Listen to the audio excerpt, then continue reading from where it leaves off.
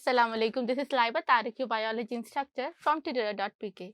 Today we are doing your chapter 24, that is the evolution. Let's start. जब से इंसान ने दुनिया में शोर देखा, उसने अपनी दुनिया में इर्द गिर्द माहौल को देखा, तो then he was curious कि दुनिया कैसे बनी, कब बनी, और उसके जहन में जो थे वो कई सवालात आए कि दुनिया कितनी पुरानी है, हम कितने पुराने हैं, हमारे जो फोर फादर्स थे वो कब से दुनिया में रह रहे हैं, लाइफस्टाइल क्यों बदलता है, जानवर जो है वो अपनी शक्लें क्यों बदलते हैं।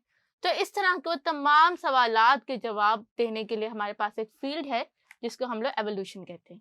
एवोल्यूशन को अगर मैं डिफाइन करूं तो एवोल्यूशन ये वो तब्दीली होती है जो कि किसी ऑर्गेनिज्म में होती है with the passage of time.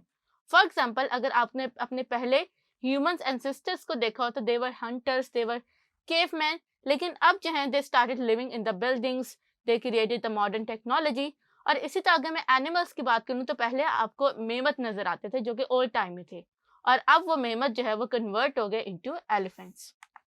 फिर अब ये जो हम एवोल्यूशन का वर्ड लेते हैं तो आपके जहन में फौरन से जो नेम आता है वो आता है Darwin, because Darwin is the father of the evolution. यानी कि Darwin was the first, not the first one, लेकिन ये पहला था जिसने एक्सपेरिमेंटल प्रूफ यानी एविडेंस प्रोवाइड किया था कि एवोल्यूशन एग्जिस्ट करती है और कैसे ऑर्गेनिजम्स जो हैं वो एक फॉर्म से दूसरी फॉर्म में कन्वर्ट होते हैं। तो इस तरह से हम लोग जो है वो एवोल्यूशन को डिस्कस करते हैं, और एवोल्यूशन जो है ये इतनी ब्रॉड फील्ड है साइंटिस्ट के लिए, because everybody want to know its past, everybody want to know कि दुनिया कैसे बनी और क्यों बनी और इन चीज़ों के आंसर्स। तो एवोल्यूशन ये वो फील्ड ऑफ बायोलॉजी है जो कि आपको तमाम इन क्वेश्चंस के आंसर देती है। Thank you.